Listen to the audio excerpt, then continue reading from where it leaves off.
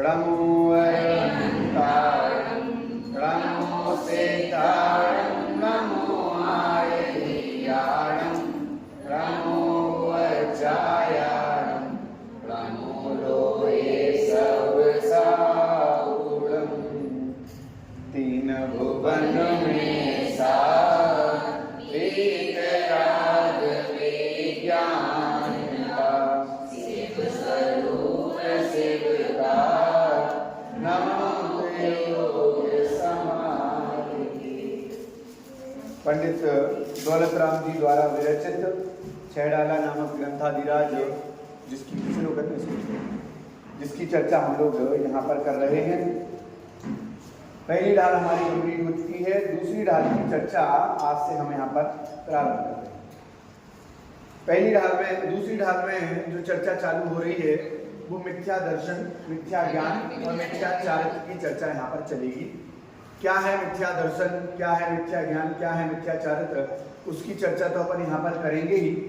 सामान्य जानकारी में आपको ये बस दे दूं कि जो मिथ्या दर्शन, मिथ्या ज्ञान, मिथ्या चारित्र है वो दो प्रकार का होता है।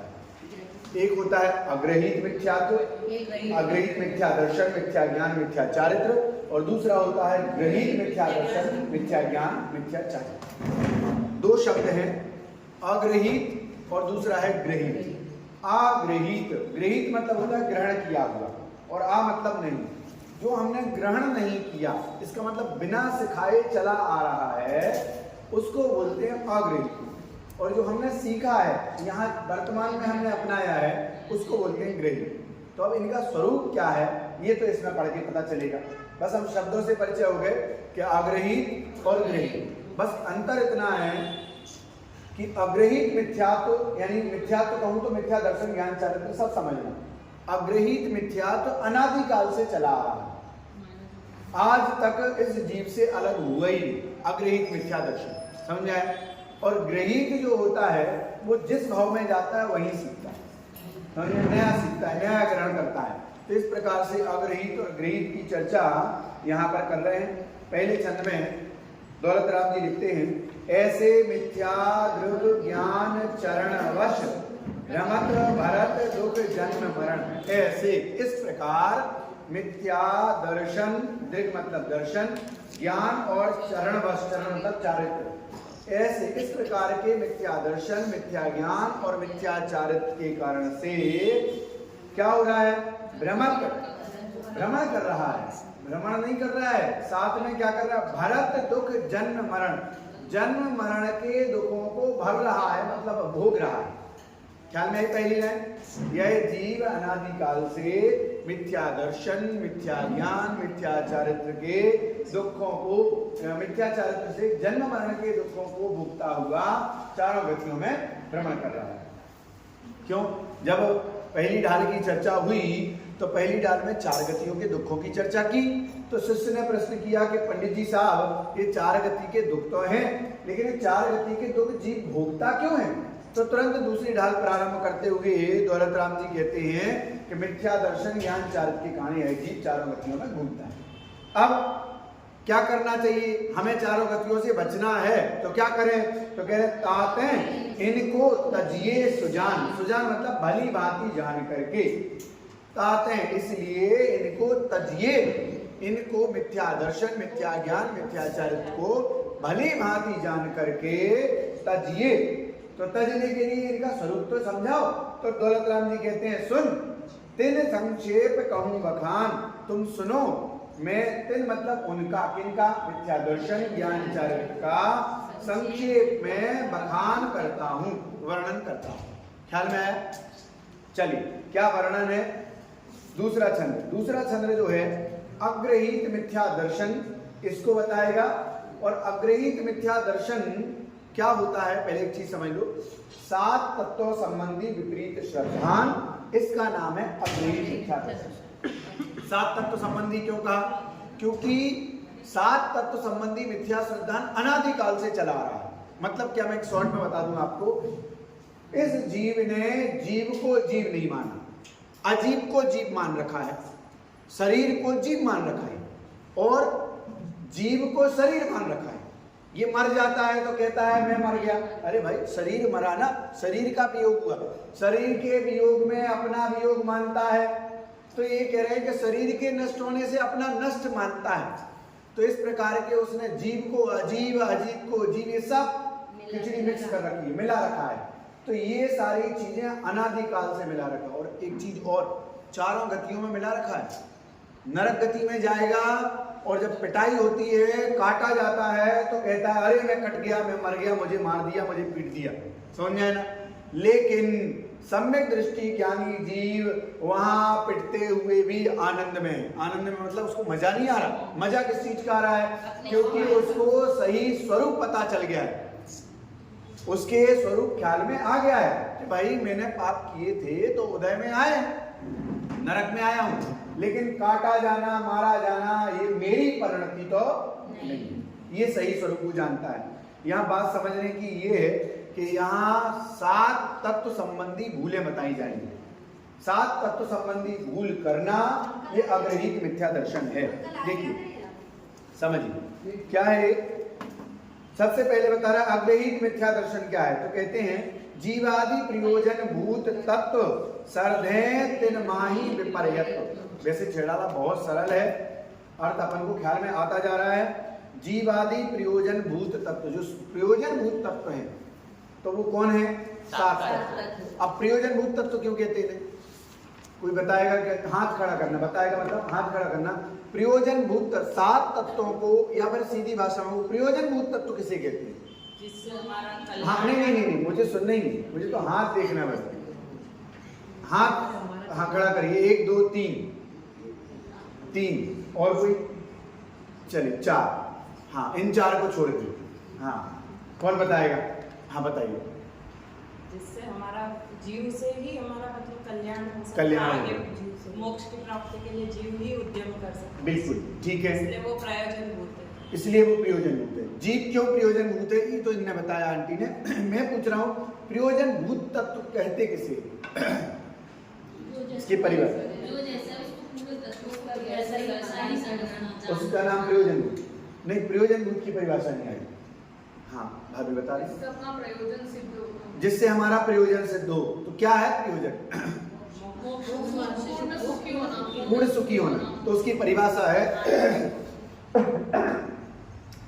ऐसे तत्व, परिभाषा है प्रयोजन भूत तत्व किसे कहते हैं? ऐसे तत्व जिनकी सम्यक श्रद्धा और ज्ञान बिना हमारा दुख दूर ना हो और हम सुखी ना हो। जिनकी सम्यक श्रद्धा और ज्ञान बिना ना हमारा दुख दूर हो, ना हम सुखी हों, उन्हें क्या बोलते हैं? प्रयोजन। इसीलिए इन 7 तत्वों को जानना अनिवार्य है, क्योंकि ये 7 तत्व ही हैं जिनसे हमारा दुख दूर हो सकता है और हम सुखी हो सकते हैं। तो इसलिए यहाँ पर दौलत राम जी कह रहे हैं ऐसे तत्व जिनकी सम्यक श्रद्धा और ज्ञान बिना, ऐसे तत्व जिनकी सम्यक श्रद्धा और ज्ञान बिना हमारा दुख दूर ना हो और हम सुखी ना हो सकें, उन्हें प्रयोजन भूत तत्व कहेंगे। चलिए, तो ये कह रहे हैं ये 7 तत्व होते हैं। अब 7 ही क्यों होते हैं उस पर अपन विस्तार में अभी नहीं जा रहे हैं, क्योंकि ये विस्तार हो जाएगा इसमें। जीवादि प्रयोजन भूत तत्व, तो जीवादि, जीव आदि, तो जीवादि मतलब जीव, उद्गल, धर्म, जीव अजीव, आश्रव, ठीक है, ये 7 तत्व। फिर से बोले, जीव अजीव, आश्रव, ये 7 तत्व हैं और ये प्रयोजन भूत हैं। सर्धे तिन माही विपर्यत, सर्धे श्रद्धान करता है, तिन माही उन 7 तत्वों में। कैसा श्रद्धान करता है? विपर्यत, विपरीत। इन 7 तत्वों में विपरीत श्रद्धान करना, इसका नाम है अग्रहीत मिथ्यात्व। समझ में आया ना? अग्रहीत मिथ्या दर्शन। अब ये जो 7 तत्व कहे हैं, इन 7 तत्वों में किस तत्व संबंधी क्या क्या भूल है हमारी, उसकी चर्चा है। सबसे पहले जीव तत्व की बात कर रहे हैं। तो जीव तत्व का स्वरूप क्या है और फिर उसमें गलती क्या करेगा? पहले नंबर स्वरूप देखिए, चेतन को है उपयोग रूप, बिन मूरत जिन मूरत अनु। आंटी निकल आई। हाँ क्या कहा? चेतन को है उपयोग रूप, जो चेतन है यानी मैं हूं, जीव हूं, इसका रूप मतलब स्वरूप क्या है? इसका स्वरूप है उपयोग, ज्ञान दर्शनमयी। कैसा है? ज्ञान दर्शनमयी। तो कौन है ज्ञान दर्शनमयी? जी, चेतन। कौन है? चेतन जी। यहाँ कोई चेतन तो नहीं है? अच्छा, तो मैं बोलो ना मेरा स्वरूप है। चेतन जी मत करिए, चेतन जी तो हम अनादि काल से कर रहे हैं, मेरी बात चल रही ना। तो मैं हूँ उपयोग रूप। मेरा स्वरूप कैसा है? उपयोग, ज्ञान दर्शन वाला है। मैं ज्ञान और दर्शन वाला हूँ। इसीलिए कहा जाता है कि आप यदि ज्ञान दर्शन वाले हो तो पहले ज्ञान दर्शन का काम समझो। ज्ञान दर्शन का काम क्या है? करना धर्म। हम तो कर धर रहे। अरे ये स्वरूप पहले इसीलिए बताया कि मैं चेतन हूँ, चेतन का स्वरूप जानना देखना है तो अपना काम जानने देखने का करो ना। जानने देखने का काम छोड़ के बाकी काम तो हम कर रहे हैं, लेकिन जानने देखने का काम नहीं कर रहे। एक शॉर्ट में आपको बता दूं, आदरणीय बड़े दादा पंडित रतन चंद जी भारले साहब ने एक कहानी लिखी छोटी सी, उसका नाम है, किताब भी लिखी है, जान रहा हूं देख रहा हूं, किताब है, उसकी एक कहानी है, शॉर्ट में आपको बताऊं। वो इससे ही संबंधित है कि एक घर में चोर घुसे रात को। क्या घुसे? रात को चोर घुसे और चोरों ने दरवाजा जैसे ही खोला, सेठानी की नींद खुल गई। सेठ जी तो बढ़िया खर्राटे लेके सो रहे थे। सेठानी ने सेठ जी को जगाया और कहा चोर आए। सेठ जी ने चुपचाप कान में कहा जान रहा हूं देख रहा हूं। सेठ जी चोर अलमारी के पास पहुंच गए, अलमारी के ऊपर से चाबी उठा ली, जान रहा हूं देख रहा हूं। कौन कह रहा है? सेठ जी। सेठ जी अलमारी में लगा दी चाबी, ताला खोल लिया, जान रहा हूं देख रहा हूं। सेठ जी गहने निकल गए, अपने थैले में उसने रख लिए। सेठ जी क्या बोले? जान रहा हूं। और जब वो जाने लगा तो सेठानी बोली, सेठ जी वो गया। और सेठ जी फिर बोले जान रहा हूं देख रहा हूं। सेठानी जी तमतमा गई, बहुत तेज गुस्सा आई और जोर से खड़ी हुई और चिल्ला के बोले तुम जानते देखते रहो, और सारा सामान लेके चला गया, तुम बस जानते देखते रहना। तो यहां सेठ जी ने फिर उसको कहा, अरे भगवान तुझे चोर आता दिखाई दे रहा था, तुझे चाबी उठाते, ताला खोलते, गहने उठाते, थैले में भरते और जाते हुए चोर दिखाई दे रहा था, लेकिन मुझे चोर के बगल में टंगी हुई बंदूक दिखाई दे रही थी। क्या दिखाई दे रही थी? बंदूक। सामान तो हम फिर कमा लेंगे, लेकिन जान चली जाती तो क्या होगा? ये कहानी हमें ये बताती है कि चेतन को है उपयोग रूप। चेतन का स्वभाव उपयोग है, जानना देखना है। अगर जानने देखने का काम नहीं करोगे, सेठ जी के जैसे काम नहीं करोगे, तो एक कर्म 4 गति 84 लाख योनियों में ले जाएंगे, और जैसा बंदूक से मर रहे थे ना, ऐसी पल पल मरेंगे। ये कह रहे हैं हमारा स्वरूप है। क्या है स्वरूप?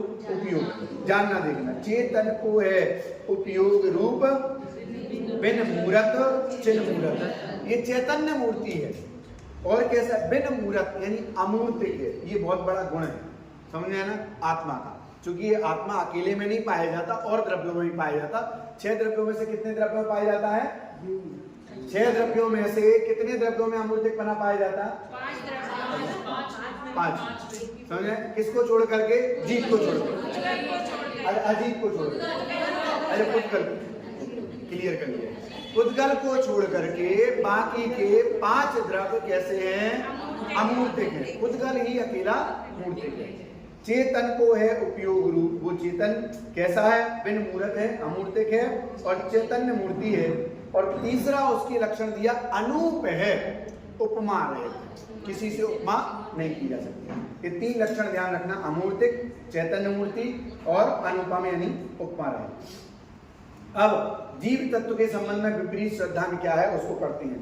पुद्गल नव धर्म अधर्म काल इनते न्यायी है जीव चार। बस यहाँ 5 द्रव्य गिना दिए। पुद्गल, नव मतलब आकाश, धर्म अधर्म और काल। ये 5 द्रव्यों से जीव की चाल यानी स्वभाव न्यारा है। किसके लिए? तो आप दौलत राम जी ने नहीं कहा, ये आचार्यों ने कहा, जो माने उसके लिए। जो ये माने, क्या माने? कि 5 द्रव्यों से मैं भिन्न हूं, और ना माने उसके लिए तो एक में एक है। उसके लिए तो कह रहे हैं ना कि अग्रहित मिथ्या दृष्टि है, और जो ना माने उसके लिए 4 गति 84 लाख योनियां हैं। जैसे अर्जुन से पूछा गया कि तुम्हें क्या दिखाई दे रहा है? चिड़िया की आंख। क्या दिखाई दे? पेड़, पत्ते, पौधे, हमें धनुष बाण कुछ नहीं दिख रहा है। तो 4 गति 84 लाख योनियों में इतने कष्ट हैं, दुख हैं, किसके लिए? जो माने नहीं, जो ऐसा माने। क्या माने?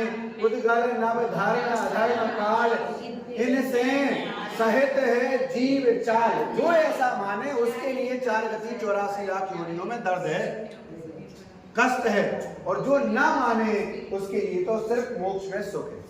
वो है। तो क्या करना? ये स्वरूप इससे भिन्न है, लेकिन ताको न जान विपरीत मान। इसको तो नहीं जानता, ये 5 द्रव्यों के स्वरूप को तो नहीं जानता, विपरीत मानता है। क्या करता है?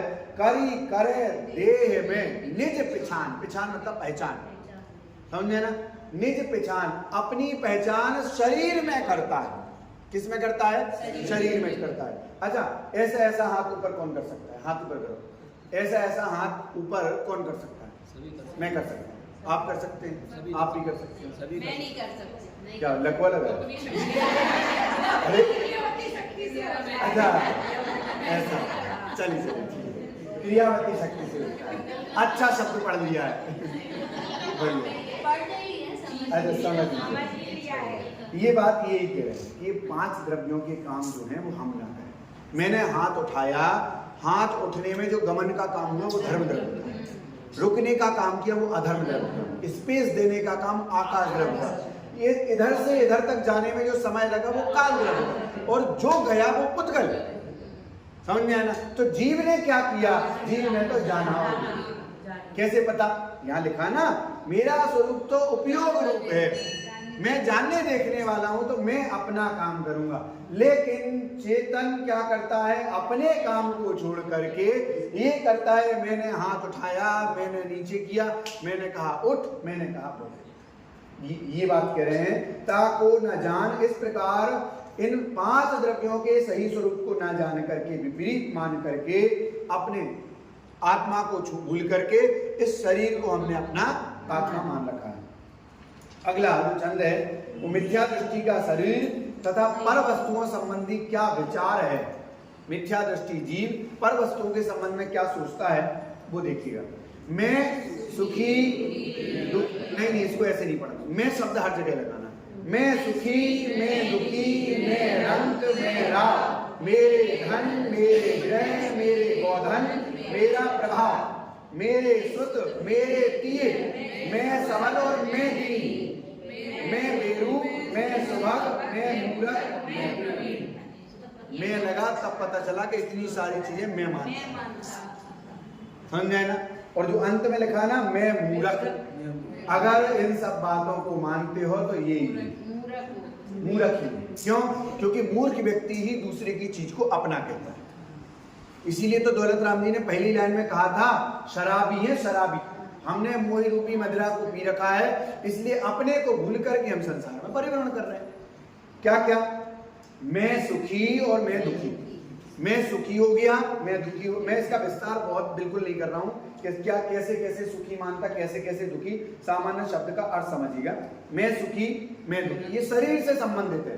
शरीर अनुकूल रहा तो मैं सुखी हूँ, शरीर प्रतिकूल हुआ तो मैं दुखी हूँ। मैं रंग, मैं राव, मैं राजा, मैं गरीब, मेरे धन है, मेरे घर है, मेरे गाय हैं, बैल है, भैंस है, मेरा प्रभाव है, मेरा प्रभुत्व है, मुझे सब नमस्कार करते हैं, मेरे सुख, मेरा बच्चा, मेरी पत्नी, मैं बलवान, मैं बलहीन, मैं बेरूप, मैं सुभग, मतलब मैं सुंदर हूँ, मैं कुरूप हूँ, और मैं मूर्ख हूँ, और मैं प्रवीण यानी मैं चतुर। समझ में आया ना? अभी एक दिन जब चर्चा चल रही थी तो मैंने बताया था, जीव मायाचारी को अपनाता हुआ अपने आप को चतुर कहता है, कषाय के भरोसे चतुर कहता है। लेकिन यहाँ चतुराई तो ये है कि सब काम छोड़ करके अपना काम करे, वो चतुराई है। समझे? तो यहाँ ये कह रहे हैं इस प्रकार शरीर के सुख दुख से लेकर के शरीर से संबंध रखने वाले पर पदार्थ को ये अपना कहता है। ये इसकी जीव तत्व संबंधी भूल है। ठीक है, जीव को नहीं जानता, अजीव को जीव मानता है। अब आइए अजीव तत्व संबंधी और आश्रव तत्व संबंधी क्या भूल है ये देखते हैं। एक चीज बता दूं पहले आपको, इन दोनों में थोड़ा सा कंफ्यूज हो गया आपके। जीव तत्व संबंधी भूल क्या है, अजीव तत्व संबंधी भूल क्या है, समझ लो। जीव तत्व संबंधी भूल की बात कर रहे ना, तो जीव को अजीब मानना, जीव को अजीब मानना ये जीव तत्व संबंधी भूल है। क्यों? जीव को तुमने अजीब मान लिया, तो अजीब मान लिया तो जीव तत्व संबंधी भूल हो गई। और अजीब को जीव मानना ये अजीब तत्व संबंधी। ख्याल में आ गया? अब देखिए अजीब तत्व संबंधी, तन उपजत अपनी उपज जान, तन नशत आपको नाशमान। तन मतलब शरीर के, उपजत मतलब उत्पत्ति में, शरीर के उत्पन्न होने में अपनी उत्पत्ति मानता है और शरीर के नाश होने पर अपना नाश मानता है। इसका नाम अजीव तत्व संबंधी भूल है। समझ में आया ना? आश्रव तत्व संबंधी भूल क्या है? राग आदि प्रगट जे दुख देन तिन्ही को सेवत गिनत चैन। राग आदि यानी राग द्वेष मोह ये सब चीजें ये प्रगट में दुख देने वाले हैं। प्रगट जे दुख देन, प्रगट रूप में प्रत्यक्ष में ये दुख देने वाले हैं। लेकिन तिन्ही को सेवत, उनको ही सेवन करता हुआ, उनको ही करता हुआ गिनत चैन, चैन गिनता है, सुख मानता है। ये आश्रव तत्व संबंधी भूल है। मेरा बच्चा मेरे आज्ञा अनुसार चले तो कहता है कि अच्छा अच्छा हो रहा है, बहुत बढ़िया जीवन चल रहा है। समझ में आया ना? मेरे यहाँ पैसा बढ़े, सुख समृद्धि बढ़े तो कहता है बहुत अच्छा चल रहा है। और जब पाप का उदय आता है तो क्या कहता है? बुरा चल रहा है, बहुत बुरा चल रहा है। होता है ना? तो यहाँ ये कह रहे हैं राग और द्वेष दोनों क्या है? आश्रव हैं। क्या है? आश्रव हैं।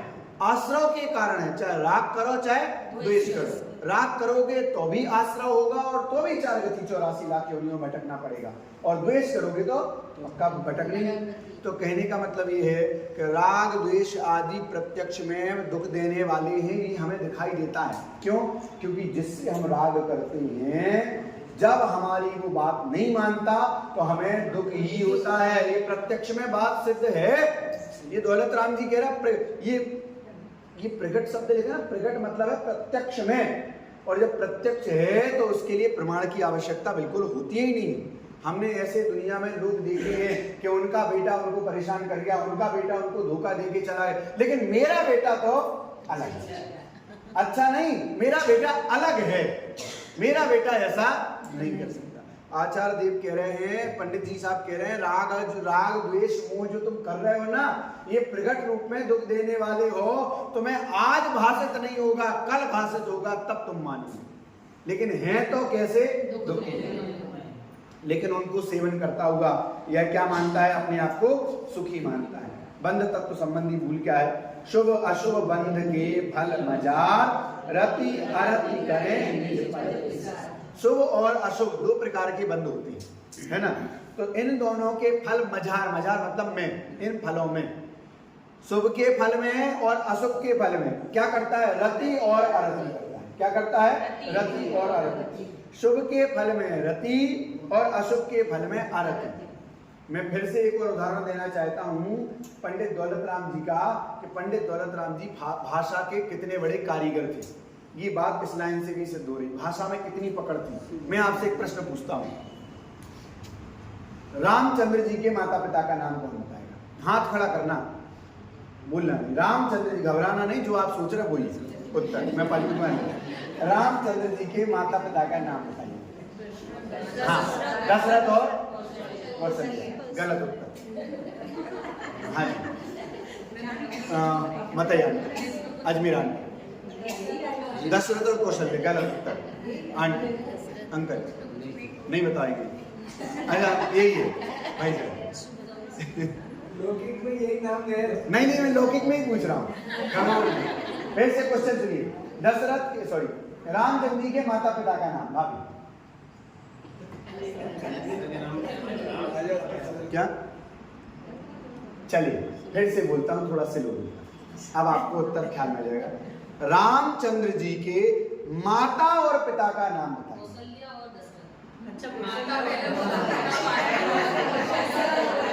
मैंने पूछा माता पिता का नाम, तो कौशल्या और दशरथ। अगर आपने कहा दशरथ और कौशल्या तो माता दशरथ और पिता कौशल्या, गलत उत्तर है। मैं ये पंडित दौलत राम जी की विशेषता बता रहा हूँ, अपनी नहीं। ये दौलत राम जी भाषा के कितने बड़े वैज्ञानिक थे, ये बात उन्हें पता था, इसलिए उन्होंने लिखा शुभ रति अशुभ अरति। नहीं तो अपन पकड़ लेते शुभ में अरति और अशुभ में रति। हमने इसलिए मैं बता रहा हूं कि विद्वान ऐसे ही नहीं हुए, भाषा पे भी पकड़ थी इनकी। तो ये कह रहे हैं शुभ अशुभ बंद के फल मझार रति और अरति। शुभ में रति करता है और अशुभ में अरति करता है। कैसे करता है? निज पद विसार, विसार मतलब भूल करके। किसको भूल करके? अपने पद को भूल करके, अपने आत्मा को भूल करके ये शुभ में रति और अशुभ में अरति करता है। यहां से आने के पहले पूजन करनी चाहिए कि नहीं करनी चाहिए? अब उत्तर नहीं दे, चिंता मत करो, फंसाऊंगा नहीं। पूजन तो करनी चाहिए, हमारा कर्तव्य है। जैसा समय रहे वैसी करनी चाहिए, हमारे शतावश्यक में शामिल है, कोई बुराई नहीं। लेकिन ये कह रहे हैं कि पूजन करके अपने आप को धर्मात्मा मानना वो गलत है। पूजन करना बिल्कुल नहीं छुड़ा रहे, और जो ये मान के बैठ गया कि पूजन करना गलत है, उसकी श्रद्धा बदली, उसने मिथ्या मान्यता पकड़ रखी। अगर मैं ये मानूं कि प्रक्षाल नहीं करना चाहिए, अभिषेक नहीं करना चाहिए, पूजन नहीं करना चाहिए, तो मैं सबसे बड़ी मिथ्या मान्यता लेके चल रहा हूं। यहाँ दौलत राम जी, मुनिराज, आचार्य, तीर्थंकर, परमात्मा एक ही बात समझा रहे, पूजन नहीं छोड़ना, पूजन करके धर्मात्मा मानना ये छोड़ना है। शुभ में रति करना ये छोड़ना है, और पाप करके अभी रुकना नहीं, पाप करके अपने को पापी मानना छोड़ना। पाप कर लिया तो पापी मान लिया। ये जैन दर्शन कहता है भैया, चार अभाव कहे ना, पहले प्रकार का कौन सा है? प्राग भाव, प्रध्वंसा भाव, अन्योन्या भाव, अत्यंत। ये चार अभाव पढ़ लोगे तो आपको टेंशन ही नहीं होगी, अरे मेरे से गलती होगी, मेरे से दिन भर आदमी गुस्सा है कि मेरे से पाप हो गया। प्राग भाव, प्रध्वंसा भाव कह रहा भाई साहब ये पर्याय गई तो दुखी मत हो, सावधान। समझ में आया? सावधान हर समय रहने की चीज है। तो यहाँ यही बात कह रहे हैं कि शुभ के बंध में रति, अच्छा कर्म करने से खुश नहीं होना। ये आगे छेड़ाला में आगे भी कहेंगे, पुण्य पाप फल माई हरक बेखो मत भाई। ये फिर गलत हो जाए, बिलक हरक, वो आगे पीछे हो जाए। पुण्य के फल में हर्ष और पाप के फल में दुखी नहीं होना, ये ज्ञानी का लक्षण है। तो यहाँ भी यही कह रहे हैं कि शुभ में रति नहीं करना, अशुभ में अरति नहीं करना। एक लाइन समझ लो, शुभ से मनुष्य और देवगति बनती है, अशुभ से त्रियंच और नरक गति बनती है तो चारों गतियां ही संसार में, इसलिए दोनों ही कैसे हैं? बंध की, मुक्ति का कारण तो कुछ भी नहीं। आगे संबर तत्व संबंधी भूल, बंद हो गया। अब बंद के बाद में संबर, संबर तत्व संबंधी क्या है? संबर कहते किसे? संबर कहते किसे? कर्मों के आना रुक जाना, इसका नाम क्या है? संबर। आत्म हित हेतु विराग ज्ञान के लखे आपको कठिन। आत्मा का हित करने वाले जो वैराग्य और ज्ञान है, सम्यक ज्ञान है। आत्मा का हित वैराग्य से होता है और सम्यक ज्ञान से होता है। ये वैराग्य और सम्यक ज्ञान जिन्होंने अपनाया है वो बड़े कष्ट में नहीं, ये अज्ञानी मानता है, ऐसा अज्ञानी मानता है। अभी परसों की बात है, एक मुनिराज आए हमारे मंदिर में, बेचारे बड़े दुखी थे। कैसे थे? बेचारे बड़े दुखी थे। अगर हमारे मुंह से बेचारा शब्द निकलता है, इसका मतलब हमने मुनिराज का स्वरूप नहीं समझा। देखो तो इन्हें ठंड लग रही होगी। अगर हमने ये सब, ये हमारे दिमाग में चल रहा है ना, तो हमने मुनिराज का स्वरूप नहीं समझा। और ये कह रहे हैं ये संबर तत्व संबंधी भूल है, ये तो आत्मा का हित करने वाली चीजें हैं। वैराग्य, मुनिराज बन गए तो ये वैराग्य है, और वैराग्य आत्मा का हित करने वाले हैं, और हमने इन्हें कष्टदायक मान रखा है। समझे?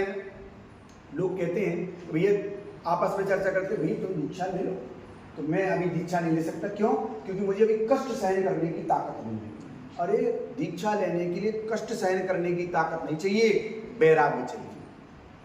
ये पहला समझ में आया। बैराग हुआ और फिर दीक्षा ले ली। अब जो होगा सब देखा जाएगा। वो कुंद और उनकी माता का जो संवाद है ना, उसमें बहुत अच्छी अच्छी बातें आएंगी कि बेटा पैदल चलना पड़ेगा, बेटा कपड़े नहीं मिलेंगे, बेटा ठंड सहन करनी पड़ेगी, ऐसा करना पड़ेगा। तो बहुत अच्छे अच्छे उसमें जवाब भी हैं। मैं तो सिर्फ आपको इतना बता रहा हूं कि जिसने इस मार्ग पे चलने की सोच ली है, अब क्या होगा वो हम दुनिया जाने, अपन को उससे मतलब नहीं। मुझे तो बस इस पथ पर एकाकी चलना है। समझ में आए। तो यहाँ ये कह रहे हैं जो आत्मा का हित करने वाले वैराग्य और सम्यक ज्ञान है, उसको कष्ट देने वाला लखे, लखे मतलब मानता है, जानता है। ये इसके संवर तत्व संबंधी भूल है। आगे निर्जरा तत्व संबंधी भूल क्या है? रोके न चाहे निज शक्ति खोए। बस बस बस बस इतनी। फिर आ जाएगी मोक्ष तत्व संबंधी भूल।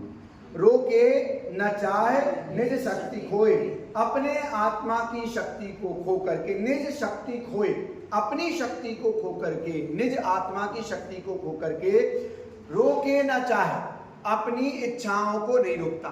ये अपनी आत्मा की शक्ति को भूल गया। आपने ये तो सुना होगा, कई बार कई लोग बोलते हैं मेरे से उपवास नहीं होता, तो फिर उनको लोग समझाते हैं अगर दृढ़ इच्छा शक्ति हो तो हो जाता है, अंदर से शक्ति हो, ठान लो तो हो जाता है। तो ये कह रहे हैं ठान लो मतलब है कि भाई साहब अपनी ताकत पहचान लो।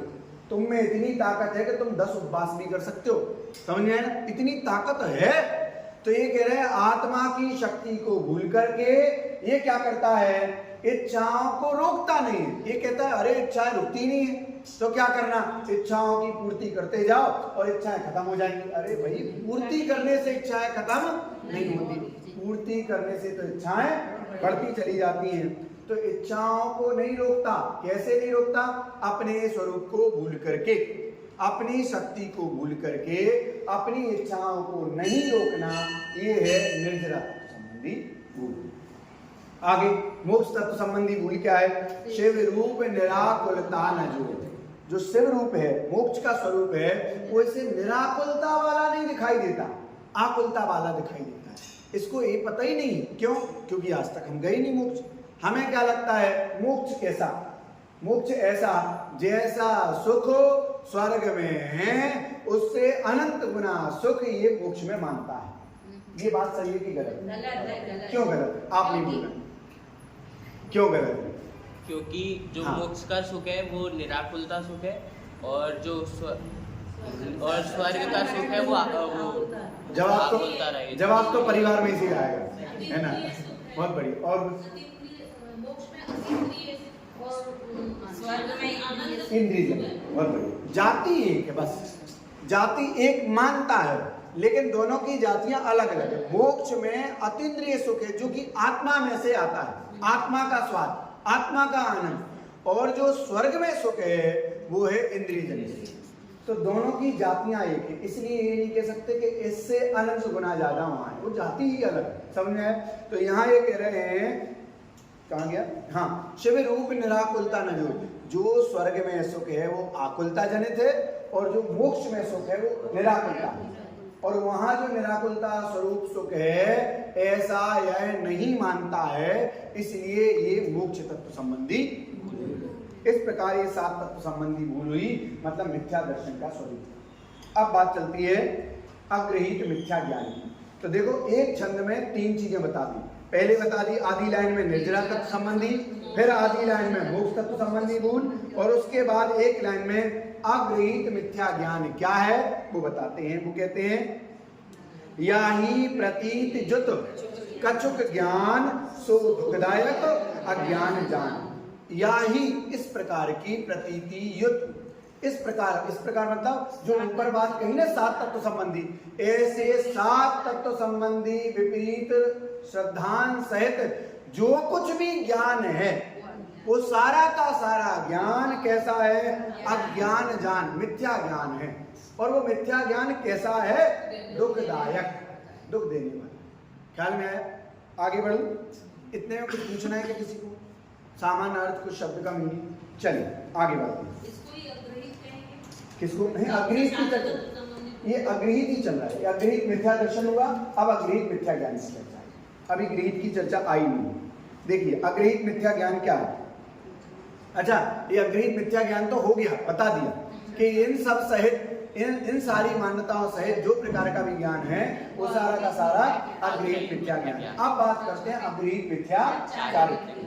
चलिए छंद नंबर 8। इन जुत विषयन में जो प्रवृत्त ताको जानो मिथ्या। बस दौलत राम जी ने आधी लाइन में सब परिभाषा बता दी कि देखो 7 तत्व संबंधी जो विपरीत ज्ञान है वो मिथ्या ज्ञान, और 7 तत्व संबंधी जो मिथ्या आचरण है वो सारा मिथ्याचार है। तो मिथ्या आचरण क्या होता है 7 तत्व संबंधी? 7 तत्व संबंधी मिथ्या आचरण कैसा होता है, कोई बताएगा? हाथ खड़ा करिएगा। 1 2, हाँ बाबू बताइए। मैं खाता पीता हूँ, मैं सोता हूँ, ये चर्चा हो चुकी ना कि भाई मैंने हाथ उठाया, ये जो मान्यता है ये अग्रहित मिथ्याचारित्र है, ये श्रद्धा अग्रहित मिथ्या दर्शन है, ये ज्ञान अग्रहित मिथ्या ज्ञान है, और ऐसा कार्य मैंने किया, ये आचरण मेरा है, ये अग्रहित मिथ्याचार। तो देखो यहाँ लिखा इन जुत विषयन में जो प्रवृत्त, इस प्रकार के विषयों में मिथ्या दर्शन, मिथ्या ज्ञान और मिथ्या चारित्र में पंचेंद्रिय के विषय भोगों में जो प्रवृत्ति है उसे ताको जानो मिथ्या चरित्र, उसको मिथ्या चारित्र जानना चाहिए। और अब बात करते हैं, अब हिंट कर रहे हैं किसकी? गृहीत मिथ्यात्व की। देखिए, यो मिथ्यात्व आदि निसर्ग जे, इस प्रकार मिथ्यात्व आदि, आदि मतलब मिथ्या ज्ञान, मिथ्या चारित्र। निसर्ग मतलब होता है अग्रहित, निसर्ग स्वभाव से, अग्रहित मतलब निसर्ग, निसर्ग मतलब स्वभाव से, स्वयं से। तो जो अग्रहित मिथ्याचार, मिथ्यात्व आदि है यानी मिथ्या दर्शन, मिथ्या ज्ञान, मिथ्या चारित्र है, उसकी चर्चा हो चुकी है। अब जे ग्रहीत सुनिए सुते, ते मतलब उसे, ते मतलब उसे। अब जो ग्रहीत मिथ्या दर्शन, मिथ्या ज्ञान, मिथ्या चारित्र है, अब उसे सुनो, उसकी मैं चर्चा करता हूं। देखिए 9वां छंद, ग्रहीत मिथ्या दर्शन और कुगुरु का लक्षण। ग्रहीत मिथ्या दर्शन और कुगुरु का लक्षण। जो कुगुरु कुदेव कुधर्म सेव, बस बस बस बस, जो कुगुरु कुधर्म और क्या है, जो कुगुरु कुदेव और कुधर्म का सेवन करता है उसका नाम है गृहीत मिथ्या दर्शन। समझ आए ना? गृहीत मिथ्या दर्शन क्या है? कुगुरु कुदेव और कुधर्म की सेवा करना, उनको मानना, उनको पालना, उनकी पूजा अर्चना करना, उनमें सही श्रद्धा रखना, इसका नाम है गृहीत मिथ्या दर्शन। अब इनमें अगर ऐसी श्रद्धा रखेंगे तो दिक्कत क्या है? वो कह रहा है पोषें चिर दर्शन मोएव, जो इनका सेवन करता है वो मिथ्या दर्शन, दर्शन मोह लिखा ना, तो दर्शन मोह का ही मिथ्या दर्शन का पोषण करता है। और कब तक करेगा? चिर, अनादि अनंत काल तक। अगर ऐसी मान्यता रही तो अनादि काल से जो चली आ रही परंपरा है वो अनंत काल तक चलेगी, चिर काल तक चलेगी। समझ में? इसलिए कुगुरु कुदेव कुधर्म को नहीं पूजना। जान जाए पर बचन न जाए, नहीं जान जाए पर इनको नहीं मानेंगे, इनकी तरफ हम माथा नहीं झुकाएंगे, श्रद्धा अपना झुकाएंगे नहीं। ये बात यहाँ पर कर रहे हैं। अंतर, अब कुगुरु का लक्षण कह रहे हैं। ये तो एक सामान्य बात कह रही कि कुगुरु कुदेव कुधर्म को मानना वो गृहीत मिथ्या दर्शन है। अब एक एक की बात कर रहे हैं। मिथ्या दर्शन के बाद कुगुरु का लक्षण क्या है? अंतर रागादिक धरे जे, बाहर धन अंबर ते स्नेह। अभी नहीं रुकना, आगे। धारे कुलिंग लही महत भाव, ते कुगुरु। वे कौन है? वे कुगुरु हैं। और जन्म जल उपलना, जन्म जल उपलना। आगे पढ़ते हैं। जो अंतर में रागादिक को धारण किए हुए हैं, अंतरंग में रागादिक को धरे हैं, और बाहर में धन अंबर ते स्नेह, बाहर में धन में और अंबर यानी वस्त्रों में स्नेह, स्नेह राग है। बाहर में कपड़ों से, बाहर में धन से, रुपए पैसे से, इन सब चीजों से स्नेह है, और अंतरंग में राग भरा हुआ है। वो सारे के सारे कुगुरु जानना। और धारे कुलिंग लही महत भाव, जो उनने कुलिंग का रूप धारण किया है, किस भाव से? महंत पले के भाव से, कि मेरी पूजा होगी, मेरी ख्याति होगी, इस प्रकार के भाव से जो ऐसा मानते हैं वो कैसे हैं? जन्म जल संसार रूपी समुद्र में उपल नाव, उपल मतलब पत्थर, पत्थर की नौका के समान जानना चाहिए। देखो ये जो कुगरू हैं, ये कुगरू का दिखाई देने वाले कोई लक्षण नहीं होता कि कुगरू कैसे दिखाई देंगे, ये समझना वाला एक चर्चा इसकी चल रही है, इसलिए बता रहा। इस चीज का ध्यान रखना कि अगर मान लो कोई चोटी धारण किए है तो वो तो कुगरू है ही, और कोई चोटीधारी सोच ले, चोटीधारी ये सोचे, मैं एक आपको सत्य घटना सुनाऊं कि एक बार पड़गाहन चल रहा था और पड़गाहन में मुनिराज को आहार के लिए पड़गाहन चल रहा था। तो पड़गाहन में वो श्रीफल आदि लेकर के सब खड़े और पड़गाहन चल रहा, मुनिराज वहां से आए और पड़गाहन चालू हुआ और मुनिराज की विधि नहीं बनी तो आगे चल गए। फिर क्या हुआ, फिर ये हुआ कि एक पीछे खड़ा हुआ साधु, साधु मतलब चोटी वाला, वो ये सब देख रहा था, सारी चीजें देख रहा था। फिर से मुनिराज वापस आए, फिर उनकी विधि नहीं बनी, फिर चले गए, फिर से मुनिराज आए और फिर विधि नहीं बनी तो वापस लौट गए, भाई अब आहार को नहीं निकलेंगे। फिर क्या हुआ, वो चोटी वाला जो साधु देख रहा था ना, तो चोटी वाला साधु ने देखा कि भाई साहब ये व्यक्ति उसको, ये जो व्यक्ति खड़े हैं उनको मना रहे हैं आहार के लिए, तो वो उनके पास आया और बोला कि भैया तुम्हें भोजन कराना ही है ना, वो नहीं कर रहे तो मुझे करा दो, दिक्कत क्या है तुम्हें, तुम्हें तो भोजन ही कराना है ना, उनको कराना है तो मुझे करा दो, एक ही बात है। तो उन्होंने बहुत अच्छा उत्तर दिया, वो उत्तर सुनने लायक है। क्या उत्तर दिया, उत्तर ये दिया कि भैया भोजन तो हम तुम्हें करा देंगे, लेकिन तुम में और उनमें अंतर है। क्या अंतर है, अंतर ये है कि हम उन्हें भोजन को मना रहे हैं और तुम हमें भोजन को मना रहे हैं। समझ में आ रहा है, अंतरंग की मान्यता बता रहा हूं। इसलिए अगर मान लो चोटीधारी कोई साधु ये सोचे कि भाई साहब नग्न होकर के हमें आहार मिल जाएगा और नग्न होकर के पीछे कमंडल लेके निकल जाए, तो इसका मतलब ये नहीं है कि वो नग्न दिगंबर साधु है, ये तो मान्यता की बात कर रहा है। अंतरंग में राग का भाव है, अंतरंग में पूजे जाने का भाव है, मेरी प्रसिद्धि हो जाए। तो कह रहे भाई साहब वो भी पीछी कमंडल लेकर के चलने वाला व्यक्ति भी कुलिंग कहता है, ये बात यहाँ पे कह रहे हैं। तो यहाँ ये कह रहे हैं कि धारे कुलिंग लही महत भाव, ऐसे कुगरू पत्थर की नाव के समान है कि पत्थर की नाव में कोई भी बैठे वो नाव ही डूबेगी और वो व्यक्ति भी संसार में डूबेगा। आगे कुदेव का लक्षण, जो राग द्वेष मल कर मलिन, बस जो राग द्वेष के मल से मलिन है, राग द्वेष एक मल है, समझे ना, मैल है, और इस मैल से जो मैला है और कैसा है, वनिता यानी स्त्री, गदादि जुत चिन्ह चीन, गदा आदि अन्य अस्त्र शस्त्रों से जिसकी पहचान होती है, ऐसा व्यक्ति कैसा, ते हैं कुदेव, वे सारे के सारे कुदेव हैं, तिनकी जो सेव सठ, जो उनकी सेवा करता है वो सठ है, सठ मतलब होता है मूर्ख। फिर से ये जो पहले लाइन कहते आए ना, कौन सी, कि जो राग देश मल कर मलिन, वनिता गदादि जो चिन्ह चीन, जो राग देश के मल से मलिन है और जो स्त्री पुत्र आदि शरीर आदि सहित है, ते हैं कुदेव, वो सारे के सारे कुदेव हैं, और जो उनकी सेवा करता है वो शट है, मूर्ख है। और वो क्या करता है, करत न तिन भव भ्रमण छेद, वो अपने भव भ्रमण का छेद नहीं करता है, भव भ्रमण का नाश नहीं कर पाता है, जो ऐसे देवों को सच्चा देव मानता है। आगे सरल है, कुधर्म किसे कहते हैं, कुधर्म कह रहे हैं और गृहीत मिथ्या दर्शन का भी लक्षण बता रहे हैं संक्षेप में। राग आदि भाव हिंसा समेत दर्वित रस धावर मरण के, क्या कहा, कुधर्म क्या है, राग आदि भाव हिंसा समेत,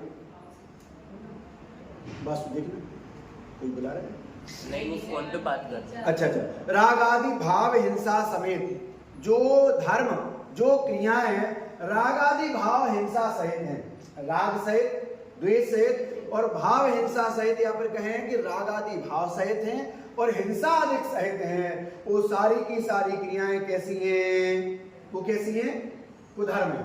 और कह रहे हैं दर्वित त्रस थावर मरण खेत, दर्वित मतलब होता है द्रव्य हिंसा। पहले तो ये कह रहे हैं राग आदि भाव हिंसा सहित हैं, और द्रवित मतलब द्रव्य हिंसा। तो द्रव्य हिंसा किसे कहते हैं, त्रस और स्थावर की हिंसा कर, मरण खेत मतलब मरण का स्थान, जो द्रव्य हिंसा क्या है, त्रस और स्थावर की हिंसा का स्थान जो है उसका नाम द्रव्य हिंसा, और आत्मा में रागादि भावों की उत्पत्ति होना उसका नाम भाव हिंसा। और द्रव्य और भाव हिंसा सहित जो भी क्रियाएं हैं वो सारी की सारी क्रियाएं क्या हैं? द्रव्य हिंसा जानना चाहिए। जे क्रिया तेने जानहु कुधर्म, जो जो ये क्रियाएं हैं उनको कुधर्म जानना चाहिए। और तिन श्रद्धे जीव लहे अशर्म, उनकी श्रद्धा करने से जीव लहे मतलब प्राप्त करता है, अशर्म मतलब दुख को प्राप्त करता है। अंतिम लाइन करके पूरा करूंगा। या को गृहीत मिथ्यात्व जान, इसको गृहीत मिथ्यात्व जानना चाहिए। अब सुन गृहीत जो है अजान, अब जो गृहीत अजान, अजान मतलब ज्ञान, अब जो गृहीत अज्ञान है, गृहीत मिथ्या ज्ञान है, उसकी चर्चा यहाँ पर करेंगे 13वें छंद से। सुबह तक की चर्चा हमारी जो हमने अभी तक पढ़ी वो हमारी चर्चा हो चुकी थी। अब जो हम चर्चा कर रहे हैं वो हम नई चर्चा कर रहे हैं। अब बात चल रही है कुधर्म की। कुधर्म क्या है? कुधर्म क्या है? राग आदि भाव हिंसा समेत दर्वित त्रस थावर मरण, दो प्रकार की हिंसा कही है, द्रव्य हिंसा और भाव हिंसा। जहां पर द्रव्य हिंसा और भाव हिंसा होती है वही कुधर्म जानना चाहिए। बस एक लाइन में कहेंगे। अब यहाँ पे कह रहे हैं जो भाव हिंसा है वो क्या है? तो कह रहे हैं राग आदि भाव, राग द्वेष आदि भावों की उत्पत्ति होना वो भाव हिंसा है। और दर्वित यानी द्रव्य हिंसा क्या है? त्रस थावर मरण खेत, खेत मतलब होता है स्थान, मरण का स्थान। किसके मरण का स्थान? त्रस और स्थावर जीवों के मरण का जो स्थान है, जहां पर भी त्रस और स्थावर जीवों की हिंसा होती है उसका नाम द्रव्य हिंसा जानना। तो भाव हिंसा और द्रव्य हिंसा जो है वो क्या है? वो गृहीत कुधर्म है। क्या है? कुधर्म जानना चाहिए। उसमें धर्म नहीं है, जहां पर भी हिंसा हो वहां धर्म नहीं होता। आप बहुत विचार करना, पंडित दौलत राम जी के शब्दों पर बहुत विचार करना। अगर इन्होंने कहा है कि जो जो हिंसा के कार्य हैं, अगर वहाँ धार्मिक कार्यों में भी अगर कहीं हिंसा होती है और वो कार्य कर रहे हैं तो वो कार्य धर्म नहीं है, कुधर्म है। क्या कहा? बहुत धर्म नहीं है, कुधर्म है। बहुत गहराई से विचार करने वाली बात है, क्योंकि हम धार्मिक कार्यों में यदि हिंसा कर रहे हैं और उसको धर्म मान रहे हैं तो धर्म नहीं। समझ में? बहुत सारी चीजें हैं, हम मंदिर आदि में ऐसे कार्य कर रहे हो कि जिनमें हिंसाएं हो रही है, हिंसा हो रही है, वो सारी चीजें किस में आएंगे? अधर्म, कुधर्म में जानना चाहिए। आगे, जे क्रिया तिन्हें जानू कुधर्म, जो उक्त क्रियाएं हैं द्रव्य हिंसा और भाव हिंसा की जो क्रियाएं हैं उन्हें कुधर्म जानू, उन्हें कुधर्म जानना चाहिए। तिन श्रद्धे जीव लहे अशर्म, उनकी श्रद्धा करने से जीव अशर्म पाता है। आप कहोगे अभी तक सुना था शर्म, शर्म कहते हैं ना, शर्म करो, है ना, शर्म करना चाहिए। यहाँ कह रहे हैं अशर्म पाता है। अशर्म पाता है मतलब, अशर्म मतलब होता है दुख और शर्म मतलब होता है सुख। समझ में आया? यहाँ शब्द आगे भी आएगा। अशर्म मतलब होता है दुख और शर्म मतलब होता है सुख। तो जो शर्म कहते हैं ना, शर्म करो, वो शर्म वाला यहाँ नहीं, वो लज्जा वाला है। कुछ लज्जा करो, शर्म करो, वो अलग है। यहाँ अशर्म मतलब दुख। जो कुधर्म करता है, कुधर्म में श्रद्धान करता है, वह जीव लहे अशर्म, वो दुख ही पाता है। ये बात यहाँ पर कह रहे हैं। आगे क्या कह रहे हैं? मिथ्या दर्शन का संक्षिप्त में लक्षण कह रहे हैं। याकू गृहीत मिथ्यात्व जान, इस प्रकार की क्रियाओं को गृहीत मिथ्यात्व जानना चाहिए। अब सुन गृहीत जो है अजान, अब जो गृहीत मिथ्या ज्ञान है उसकी चर्चा यहाँ पर आ रही है, उसको यहाँ पर सुन, सुन मतलब सुनो। गृहीत मिथ्या ज्ञान क्या है? देखिएगा छंद नंबर 13। एकांत बाद दूषित समस्त विषयादिक पोषक अप्रशस्त। बस क्या कह रहे हैं? एकांतवाद दूषित समस्त, जो जो शास्त्र एकांतवाद से दूषित हैं। क्या कहा? एकांतवाद से दूषित हैं। इसको थोड़ा सा समझ लो। एकांतवाद क्या होता है? आपने एक जैन धर्म का सिद्धांत सुना होगा, अनेकांतवाद। सुना है? क्या होता है अनेकांतवाद? वस्तु अनेक धर्मात्मक है, ये सुना है ना? वस्तु का धर्म जो है ना अनेक धर्मात्मक है। तो वस्तु में अनेक धर्म हैं। कोई धर्म किसी अपेक्षा से कथन करता है और कोई धर्म किसी अपेक्षा से कथन करता है। ये बात तो समझ में आई ना। हमें जिनेंद्र भगवान हे हैं, क्या कहा? हमें जिनेंद्र भगवान हे हैं, छोड़ने लायक हैं। ये बात सुनकर के हमारे दिमाग में आ गया कैसी बात कर रहे हो गज्जी पर। तो एक अपेक्षा से चाह रहे हैं। किस अपेक्षा से? कि जब अपने स्वभाव में स्थिर हो जाओ तो जिनेंद्र भगवान भी हे, छोड़ने लायक। मुनिराज यदि जिनेंद्र भगवान के दर्शन ना करें तो पाप ना लगे। मुनिराज दर्शन ना करें तो पाप ना लगे, और हम दर्शन ना करें तो पाप लगे। कैसी, ये तो दोगला वाली बात हो गई ना भाई।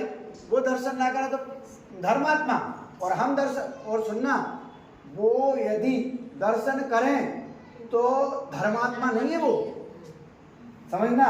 और अगर हम दर्शन ना करें तो हम धर्मात्मा ना।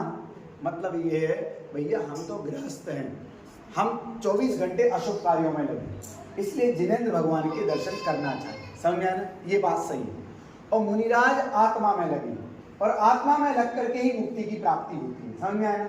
तो आत्मा में लगने से मुक्ति की प्राप्ति होती है। वो कार्य छोड़ करके आप जिनेंद्र भगवान के दर्शन कर रहे हो, समझ में आया ना? तो वो कार्य उनके लिए त्यागने योग्य है, और ये कार्य हमारे लिए ग्रहण करने योग्य है। तो जिनेंद्र भगवान के दर्शन हे हैं, एक किसी अपेक्षा से कथन किया गया है। समझ में आया ना?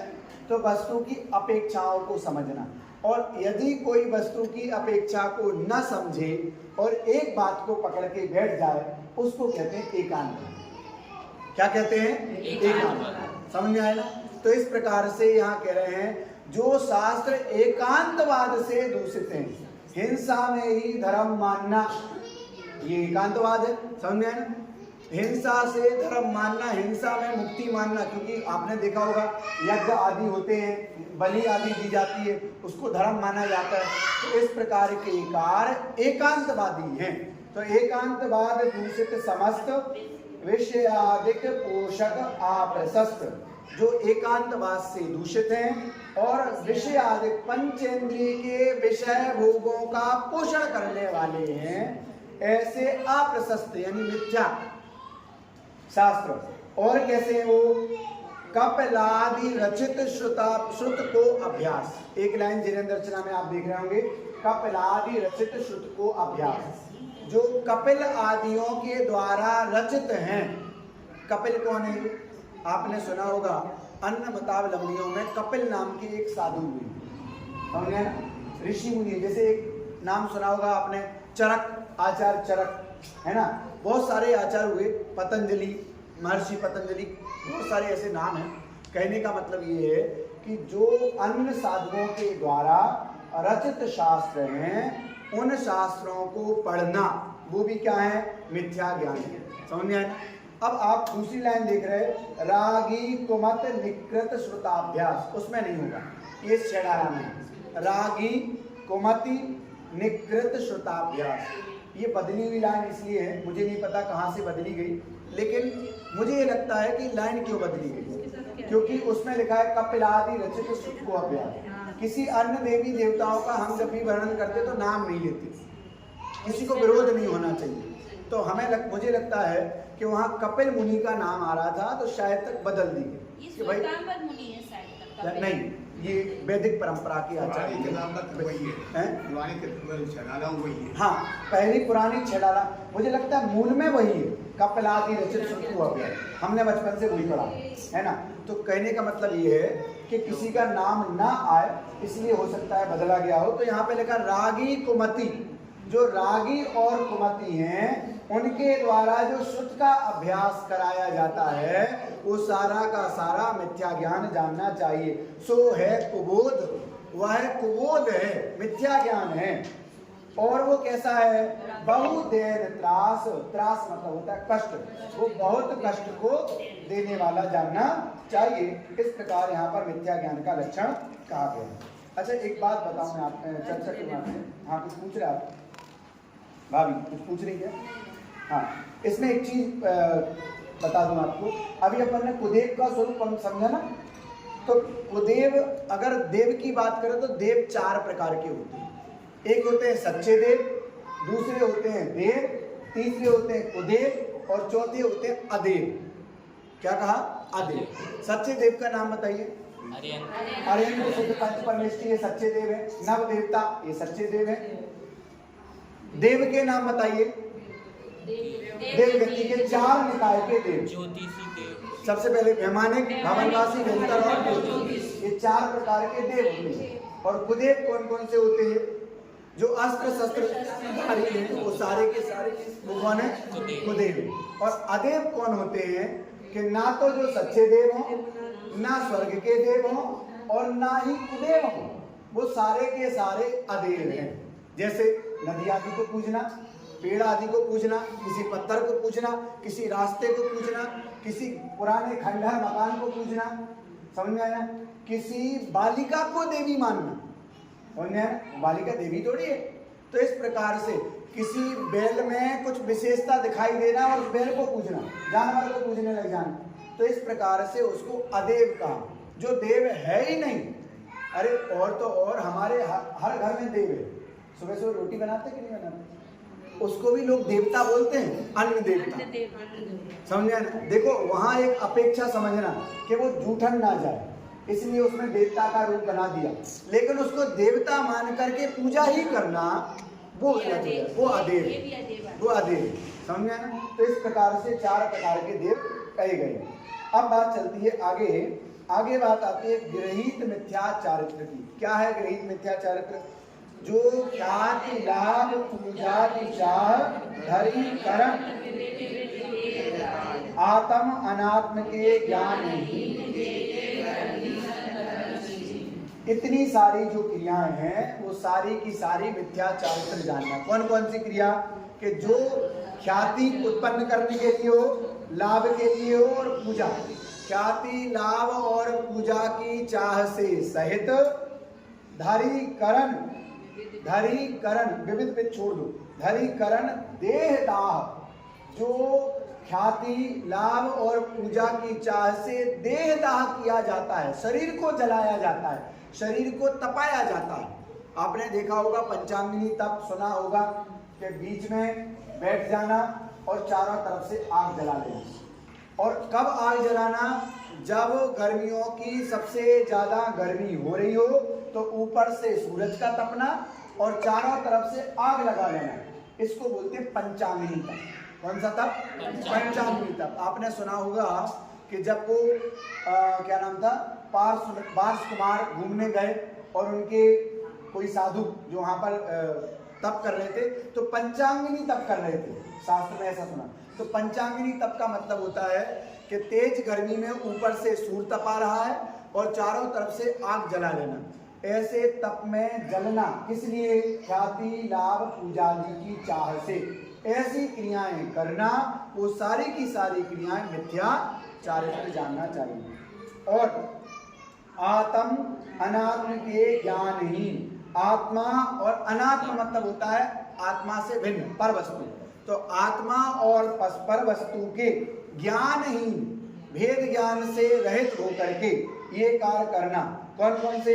जे करनी, जो कार्य हैं वे सब कैसे हैं? उन्हें क्या जानना चाहिए? मिथ्या चारित्र जानना चाहिए। देखो जे करनी विविध, अपन ने नीचे और ऊपर विविध शब्द लिखा ना, उसको छोड़ा।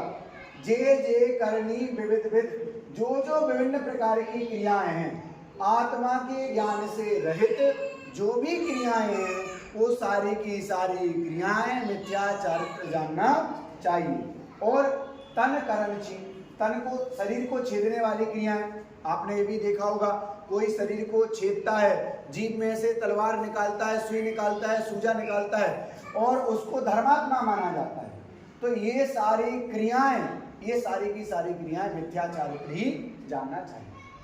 सीधी भाषा में कहूँ तो जो आत्मा की प्राप्ति कराएं वो सारी की सारी क्रियाएं सम्यक चारित्र, और जो आत्मा की प्राप्ति न कराए वो सारी की सारी क्रियाएं समझ में आया? ते सब मिथ्या चारित्र त्याग, अब आत्म के हित पंथ लाग। वे सब मिथ्या चारित्र हैं और उनका त्याग करके अब आत्मा के हित में, यानी जो पंथ है, मोक्ष मार्ग है, उसमें इस जीव को लगना चाहिए। जग जाल भ्रमण को देव त्याग, जो संसार रूपी जाल है उसके भ्रमण को त्याग कर अब दौलत निज आत्म सुपाग। दौलत राम जी स्वयं को संबोधित कर रहे हैं कि हे दौलत राम क्या करो, निज आत्म सुपाग, सुपाग मतलब होता है लीन होना। हे दौलत राम जग जाल के संसार के भ्रमण को छोड़ करके अब क्या करो, अपनी आत्मा में लीन हो जाओ। ऐसी बात दौलत राम जी कह रहे। मिथ्याचारित्र की बात आई तो आपको मैं बता दूं, भोजन बनाना, भोजन करना ये सब मिथ्याचारित्र। लेकिन मुनिराज भोजन करें, ज्ञानी भोजन करें, वो मिथ्याचारित्र नहीं।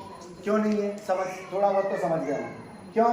क्योंकि जो जो क्रियाएं मोक्ष मार्ग को बढ़ावा देती हैं वो सारी की सारी सम्यक चारित्र समझ लो, और जो जो क्रियाएं मिथ्या चारित्र का पोषण करते हैं, संसार को बढ़ाने वाला पोषण करें, वो मिथ्या चारित्र। यदि हम भोजन तप के लिए कर रहे हैं, स्वाध्याय आत्मा का चिंतन भगवान की भक्ति के लिए कर रहे हैं, तो भोजन से सार्थक है, समझ में है ना। और मात्र शरीर के पोषण के लिए कर रहे हैं तो वो किस में आएगा? मिथ्या चारित्र। ख्याल रहेगा। ये तो हुई दूसरी ढाल की चर्चा। अपन दूसरी ढाल के प्रश्न उत्तर निकालते हैं, उसको अपन करते हैं।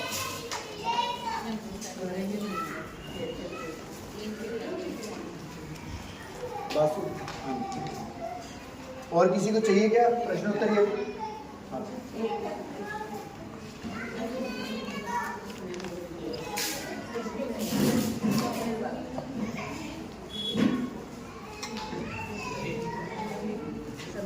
दूसरी ढाल पेज नंबर 4।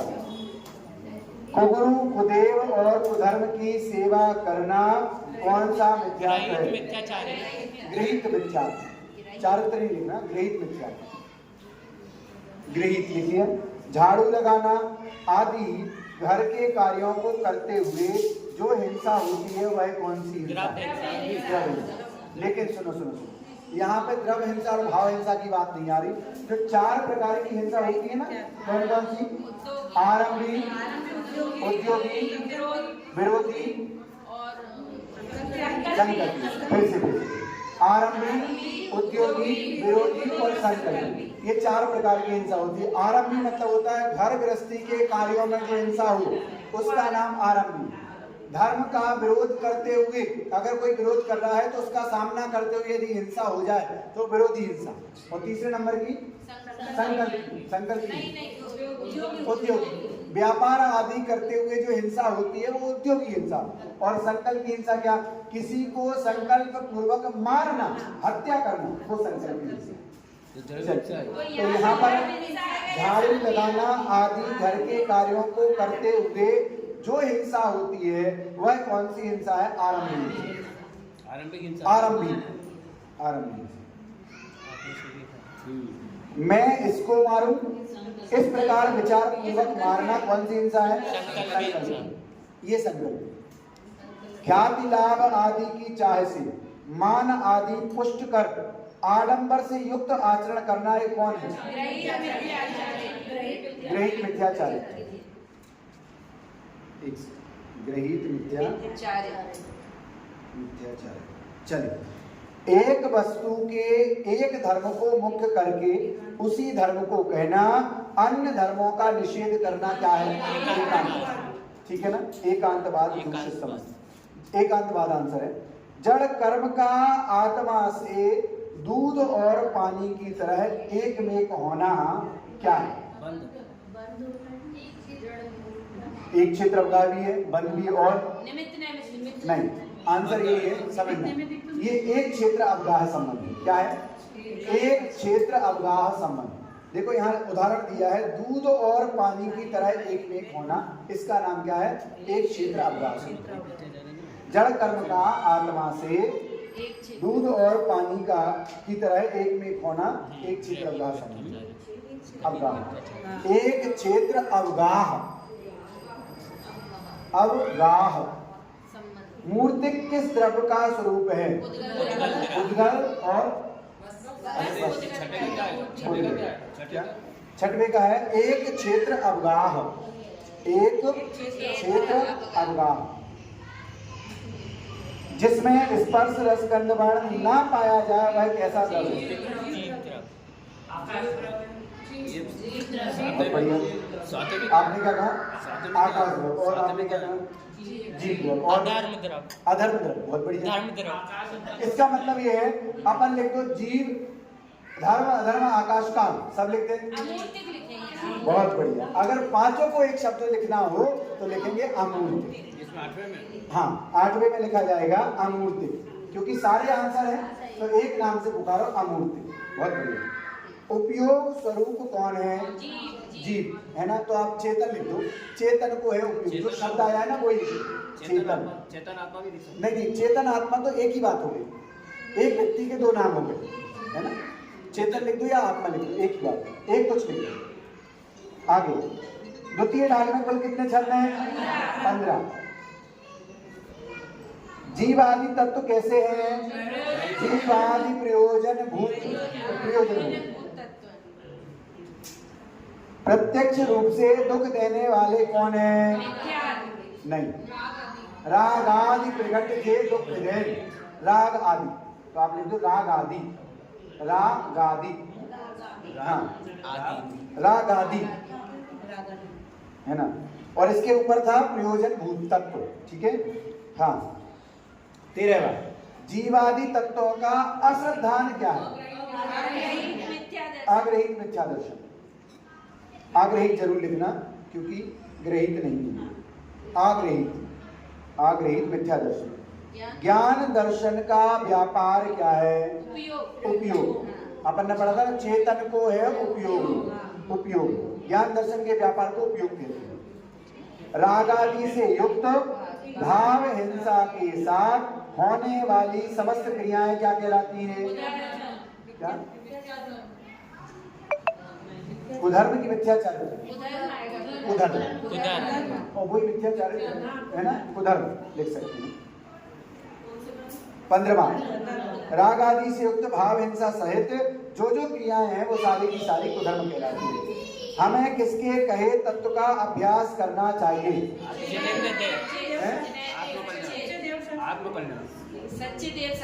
दूसरी ढाल के हिसाब से सच्चे देव शास्त्र गुरु, समझे ना, क्योंकि यहाँ पर मिथ्या देव शास्त्र गुरु का स्वरूप समझा है ना, तो हमें सच्चे देव शास्त्र गुरु के हिसाब से कहे तत्व का अभ्यास करना चाहिए। सच्चे देव शास्त्र गुरु, जो मिथ्यात्व किसी के उपदेश से ग्रहण किया जाए वह कौन सा मिथ्यात्व? ग्रहित मिथ्यात्व। चारित्र नहीं, ग्रहित मिथ्यात्व। शरीर आदि भिन्न पदार्थों में आत्मा की कल्पना करना, यह किस तत्व संबंधी है? अजीब के जीव। क्यों अजीब? क्यों? शरीर को जीव माना, जो शरीर अजीब था उसको हमने जीव माने, तो शरीर संबंधी बोले अजीब तत्व। आंसर है अजीब। व्यापार आदि में होने वाली हिंसा कौन सी हिंसा है? विरोधी हिंसा। बहुत बढ़िया। अच्छा, उद्योगी, विरोधी नहीं लिख रहे हैं, उद्योगी, उद्योगी लिख दिया। और अंत में राग द्वेष आदि 18 दोषों से रहित कौन होते हैं? सच्चे। अच्छा, रहित नहीं लिखा है, सहित लिखा है। और होते हैं कुदित। अगर यहाँ पर सहित लिखा ना, 18 दोषों से सहित कौन होते हैं? दोषों से सहित कुदित।